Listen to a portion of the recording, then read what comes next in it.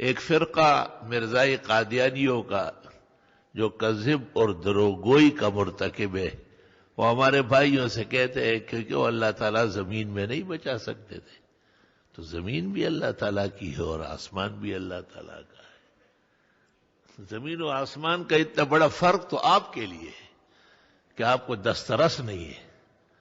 آپ تو جب باہر ہے تو گھر میں نہیں ہے، اور جب گھر میں ہے تو باہر نہیں ہے، لیکن اللہ جل جلالہ عم نوالہ عز شانہ عظم برہانہ احد صمد لم یلد ولم یولد ولم یکن لہ کفوا احد، اپنی شان کبریائی، یکتائی، وحدت اور فردت کے ساتھ، اپنی قدرت اور علم کے ساتھ ہر جگہ ہے، ساری کائنات اس کے زیر اثر ہے۔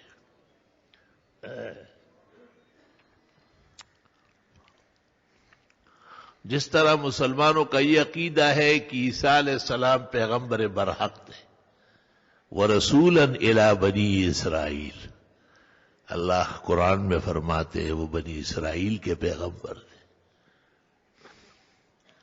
اس طرح حضرت عیسیٰ مسیح کے بارے میں 3 عقیدے مزید ہیں۔ ایک عقیدہ یہ کہ وہ بغیر مس بشر کے، عام قانون انسانیت کے برخلاف قدرت الہی کے جلوے کے طور پر بی بی مریم کے بطن سے نفخ جبریل فی جیب درعہا کما فی الروح پیدا ہوئے۔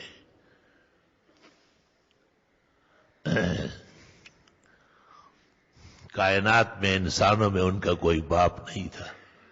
بی بی مریم کو جبریل آیا اور انسانی شکل میں ایسا پھونک مارا اور اسی سے حمل ہو گیا، حضرت عیسیٰ وقت موعود پر پیدا ہوئے۔ جو اس کے خلاف کہے گا وہ مسلمان نہیں رہے گا، تواتر و توارث کی تکذیب کرے گا وہ۔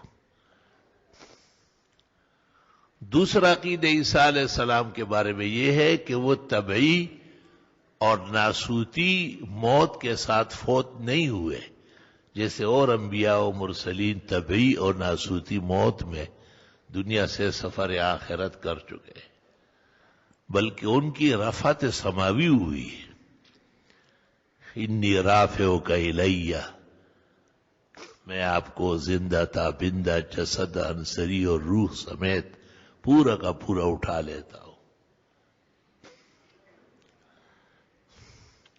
اور تیسرا عقیدہ حضرت صاحب کے بارے میں یہ ہے کہ سینزل عیسی ابن مریم حکما عدلا و اماما،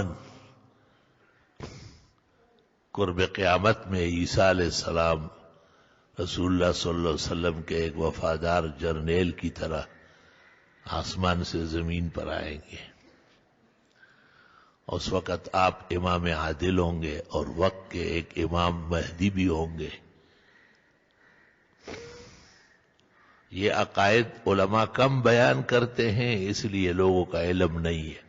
علماء دین کو چاہیے کہ احیاناً کبھی کبھی ان مسائل پر تقریر کرے، درس دے۔